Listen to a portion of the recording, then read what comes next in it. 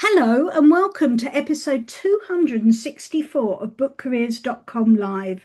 We've spoken recently about the Frankfurt Book Fair. In fact, we had a guest from the Frankfurt Book Fair on the podcast, and we've been talking about the importance of Frankfurt in the publishing calendar. So today we're going to talk about careers in book publishing rights. And our guest is Clare Hodder, who's the co-founder and director for RightsZone. Now, Claire tells me she's been in publishing for 27 years, and RightsZone is a platform which helps support rights departments. Actually, why am I telling you this? Because Claire is here. So, Claire, please, could you tell us a little bit about your career and what you do with RightsZone? I definitely can. And firstly, I should just say thank you very much for inviting me to come along to your brilliant podcast. It's a real pleasure to talk to your listeners or viewers as well in some cases. So I started, as you say, quite a long time ago now in rights, fairly typical entry into publishing in that I was an English graduate. I was the first of my family to go to university, so that was quite new for us. Um, but I always knew that I wanted to be in publishing from the moment that I did my school work experience at the AA in Basingstoke, where I come from. And they had a publishing office, and I went along and I absolutely loved it. And so I knew I wanted to get into publishing. I managed to get a job in a bookshop, which I worked at all the way through my studies and continued a little bit beyond that as well while I was looking to try and get a job in publishing itself. So my first job um, was in a publicity agency in London, and I did that for about 6 months, and I really enjoyed it to start with. But I got a bit repetitive trying to persuade literary editors why they should review books and having to kind of massage author egos and things. And I just sort of felt that perhaps it wasn't quite for me. So I was looking around for other opportunities. So, as luck would have it, there was a job in Basingstoke at Macmillan that came up for a rights assistant. You didn't need any foreign language skills. And as I don't have any foreign language skills, I had previously ruled out any hope of getting into rights. But because I didn't need them for this particular job, I went along for the interview, and I'm pleased to say I got the job. So that was in 1998, I think. And I literally knew nothing about rights, and I set about learning from there. So completely self-taught. I should say, after my English degree, I did go and do a publishing diploma at West Herts College, as it was then. I don't know if it's still called that, but I did a diploma there in publishing, which sort of gave me, a sense of direction and a bit more exposure to the industry. Um, but we'd had one lecture on rights, and it was the only thing we'd had on a Friday, so I skipped it, thinking that I could never work in rights without language skills. So happily enough, I ended up back in rights, and missing that one lecture didn't cause me too many problems, which was great. So I worked as a rights assistant for a while with the rights manager. It was a bit of a reorganization. Um, my boss left, and they basically said, Claire, you can just manage everything on your own.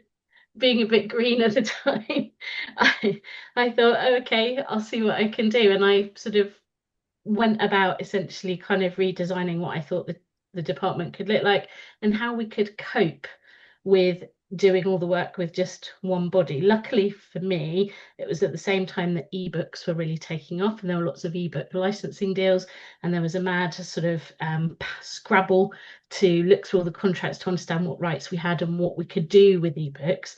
So I was able to make a case for having an extra pair of hands to help sort out all the rights that we needed, and we could work out what we were doing in terms of licensing. So they spent half the time helping me with that, and half the rest of the time I got them sort of growing the rights business and things we wanted to do. And essentially that's kind of then what I did for the next 15 years. We brought on more staff, we grew the business a bit more. We all the time, in order to kind of free up more time, is we never had enough people until we'd made more money. So we had to keep refining our processes so we could do more with the time that we could kind of create more time without having extra overhead. And that really has been uh, really central to my career. And at the time when I left Macmillan, which when my children were small, and they finally decided to relocate out of Basingstoke up to King's Cross, and I didn't want to make the move with them. That's the point where I switched to being freelance, and that kind of real drilling in terms of improving processes in order to create more time, to be able to make more deals, to be able to make more money, to be able to grow the team and keep that circle going and the rights business growing and more revenue coming in for our authors and the publisher. You know, that's essentially how I made it to rights director by the time I left, and how I was then able to go on and start my freelance career. And then more recently, as you mentioned, how I've now started a software business which aims to make what rights people do at the back end more efficient so that they can do exactly what I've just described, get out there, sell lots of rights, make money for the publisher and for all those brilliant creators whose work they represent. Great. That's really interesting. And you answered my second question there, because one of the questions I always get asked is, do you need languages to go and work in rights? And I've always said no. And you're just confirming that. Yeah, absolutely. And I think it probably does depend a bit on the job. There are certainly some kinds of job, particularly in trade publishers and people working on things like co-editions, where I always see language prerequisites, and not only just that you have to have some knowledge of a language, but fluency in a language in particular territory. So I think if you are doing a lot of detailed work in one particular territory, I can totally see an argument for that. But there's so many jobs in rights, and you're absolutely right. You know, I have worked on translation rights without having any language skills. Um, but there, you know, there are jobs in rights like permissions, like digital licensing, like film rights, where language skills are not necessary for the particular job you're doing. So I would say definitely don't be put off if you don't have them. Yeah, thank you for that. And it's also something that I mentioned in my book about when a language is an essential skill and when it's a desirable skill. So, for example, and I just want to reiterate this here for our listeners, is so if it's an essential skill where it says that you're communicating all day, every day with their German office, for instance, then obviously German needs to be an essential skill. But if you might be working with many countries, and then it might say that languages are desired but not essential. And that's the difference between an essential language and a desirable language. I just wanted to clarify that point. Now, is all the work permanent salary jobs? And what if you want to freelance? I mean, you managed to leave a permanent salary job and go freelance before setting up RightsZone. What was freelancing in rights like, as well as after being Yeah, salaried? well, and I should say I still do. I loved it so much that I still do a little bit on the side alongside my right side mic because it helps me stay current and keep my kind of finger on the pulse of what's actually happening day to day for people doing rights. I do think it's more common once people have got a bit of experience under their belt. It would be difficult to go straight into being a freelancer, but it's certainly something that you can do. Typically, freelance roles in rights tend to be you tend to be offering your services to authors or publishers to sell rights on their behalf. So you effectively become an agent, but an agent that just sells translation rights or film rights or US rights or whatever it might be. And sometimes people will join together to do that. Sometimes people will offer that as a service just then. So there are lots of people out there doing that. And one of the reasons why you tend to need to have a bit of experience under your belt first is because you'll be very reliant on your network of contacts, and that's much harder to build up from scratch than if you've, you know, come from somewhere where you've already develop those working relationships with lots of people lots of buyers in the areas that you're selling rights for. I've realised that we should have explained what rights actually are. Yes. They're very remiss of me when I was planning the questions to ask you, but I realised we should have explained what rights are. I don't know if you want to do that, whether you want to leave that to me.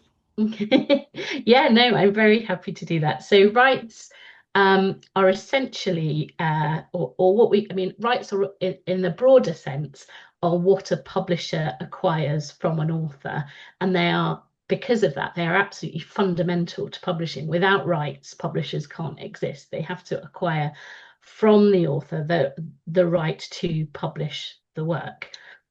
In addition to the main kind of right to publish, or the primary right as it's sometimes known, there's usually a bundle of other rights that come alongside, and these are often known as subsidiary or secondary rights, and they include things like the right to translate the book into other languages, the right to create the book in different formats such as audio or film, and to license those rights onto other people to do the same thing. They might include or not include, as very controversial at the moment, the right to include a work in a digital license, such as those for AI training, generative AI training purposes. So there's usually a part of the contract with a sort of list of the different types of rights, and depending on the type of publishing you're in will depend on what's on that list, and how many things are on that list. So often it's common in, for example, trade publishing agreements for an agent who's working on behalf of an author to look after some of those subsidiary rights. So the publisher might not get everything on the list, whereas in an academic publishing arrangement, many more things might come to the publisher, because there's less likely to be a literary agent who can also offer those services. And it's really worth flagging that because of that, there are lots of rights roles that come up in literary agencies as well as in publishers. Thank you for explaining that so succinctly, Claire. And I think something I just want to mention is when I started in publishing, most of the rights on the contracts were just hardback, paperback, audio, translation, and film and TV. And then towards the beginning of the 1990s, there started to be electronic rights, which needed to be issued or negotiated on, but weren't actually in authors' contracts. And this is why authors' contracts have become so much more complex now than ever before. And there's usually a line that says anything else to be discussed or to be negotiated at the time, or a blanket split between the author and the publisher. Now, you mentioned rights assistant as an entry-level role. What job titles should people look out for if they want a career in rights? Yeah, so there are probably a few different ones. I mean, rights assistant or rights executive, they're the sort of general ones. You might also see foreign rights or translation rights, which would suggest more of a focus, obviously, in selling those particular types of rights. You might also see things like permissions. So permissions controller, permissions assistant, something like that. And that's granting the right to use small pieces from a work, so a small extract. So often, if you're reproducing, a few paragraphs, a line from one book and reproducing it in something else, then that would be called a permission. You're requesting permission and somebody is granting permission for you to do that. So there are permissions roles. There's also obviously the new sort of digital licensing roles, particularly in academic publishers. There's a growing trend. We're seeing more of those kinds of job titles coming up. There are also sometimes roles called editorial rights or rights acquisition roles, and those would be around understanding the rights that you've obtained from the author and your other creators, so that you know what is then possible to license. So in some publishers, they would split up the kind of people looking after the acquired rights from the people who are going out and doing the licensing, the selling on of those rights to third parties. So yeah, so there are some distinctions, and I'd say it's also worth keeping an eye out on contracts roles, because sometimes there's rights tasks involved with contracts, or otherwise it's quite a natural step to go from contracts into a rights role. So keep an eye out for those two.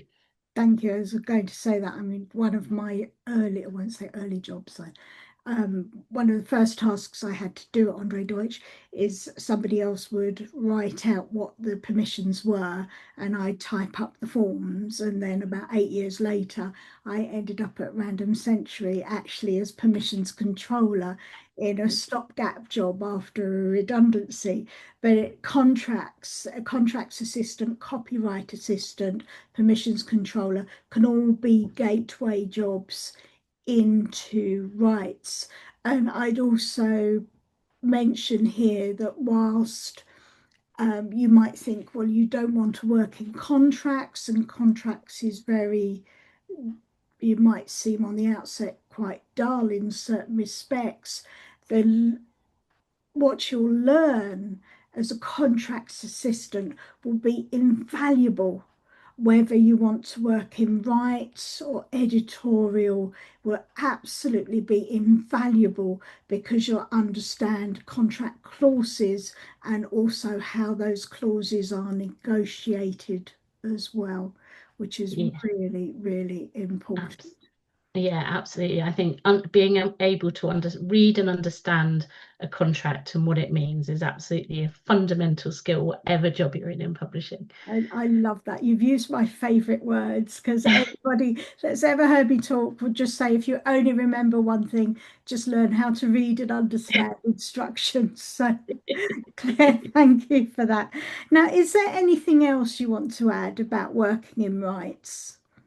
Yeah, I think well, there are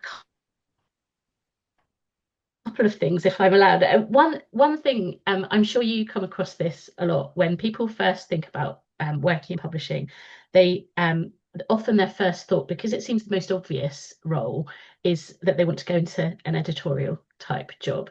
And so I really want to kind of make a case of why people should think beyond editorial, and particularly at rights, because it really, for me, and I know for my many colleagues who work in rights, we're all very friendly. It's such a rewarding role, and I was trying to think about what it is about it that makes it so special, and why I love doing it. And I think it's because it's a kind of alchemy at work. You take something that somebody's conceived as words on a page, in a printed format that's bundled up, and you take that and you turn it into almost anything that you can think of. So it might mean that you sell translation rights or reprint rights, which get that book into corners of the world that the author never dreamt it would be able to be accessed. You might turn a book into a film. You might turn a book into a computer game. You might have, sentences from your book on somebody's T-shirt. Um, you could even have very critical medical journal content become part of a database that doctors use every day as a diagnostic tool to save people's lives. And that is really cool, to take something that someone conceived as just, yeah, words on a page, and to turn them into something else and to expand the reach of those books. That's what I think is great. Authors love it when you have success selling rights. They love to see where their book can go. It often opens up new and exciting opportunities for them as well. I've had a book that I sold Polish rights to the other day, and the author's suddenly got new consultancy business in Poland as a result of her business book being available there. So it's really a lovely part of the industry to work in. And on that sort of note of don't assume that editorial is kind of where all the fun is. Also, don't assume that trade is where all the fun is. I had most of my rights career in academic publishing, and actually, not only, as I touched upon earlier, are there often more rights given to academic and professional publishers and educational publishers as well. But also lots of the cutting edge things happen first in rights. So academic publishers were the first to be grappling with ebooks. It's the academic publishers that have done most of the early deals with the AI companies. So, do think beyond trade publishing as well, because there's lots of fun to be had in academic and professional publishing too. That's a fantastic endorsement. Thank you. The other thing I want to just add in there is when you're in a senior rights role and you're talking to overseas publishers, you also have the power to influence future editorial decisions because you can feed back what the international publishers are telling you, feed that back into editorial or the author, and lo and behold, the next book is targeted exactly for that market or that gap in the market that that overseas publisher has pointed out to you. And that's Yeah. one thing, I mean, I absolutely adore about publishing is that most people think that the only way to influence publishing is to work in editorial, whereas most departments can influence the direction of the books that are published.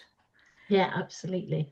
And that is really great when you can do that. It is. So, talking about books, we have a discussion that I don't talk enough about books on this podcast. So, what book are you reading at the moment? Okay, well, I'm rereading a book with my daughter at the moment that I love. It's a middle grade book. I'll just show you a copy of it there. It's called The Stitchwork Curse, and it's by Alexandra Dorr. Alex is actually a friend of mine, and she told me she was writing a book, but she wouldn't let me read a word of it until it published last year. And I was a bit nervous about reading it because I thought, oh, what if I don't like it? It's not very good. I really shouldn't have worried. It's just gorgeous. It's middle grade, so it's aimed at 9 to 14-year-olds. It's a bit gothic. It's fantasy. It's all about the main character, Etta Starling, and the place she lives, which is called Stitchwort, sort of a big house and grounds and gardens, more of a kind of country estate, really. The house itself almost becomes a character in the book, and I absolutely love it when that happens. And she weaves this just beautiful tale. There's so much detail in it about the natural world, about history. And the characters just I won't ruin it, but just to say there are spiders in it, so be warned. Beautiful illustrations as well because Alex is an artist. But yeah, there are lots of spiders. I think even if you're an arachnophobe, you might come to love spiders by the end of the book. Yeah, I loved it. I was completely gripped. My daughter is now feeling the same. So we're on a mission to spread the word about Stitchfoot. And I gather there are more books to come. Fantastic. Now, I'm not an arachnophobe. I do love spiders, so it's definitely gone on my reading list. Great. Claire, thank you so much for your time today. You'll find all Claire's details and contact details in the show notes that accompany this episode. Claire, thank you Thank you, once Suzanne. again. Pleasure. If you're looking for a job in book publishing, please subscribe to this channel and visit bookcareers.com for further resources, including how to access one-to-one career guidance. And don't forget to buy the book, How to Job Search in Book Publishing, The Ultimate Insider's Guide. May you all be doing a job you love and being paid the salary that you so richly deserve.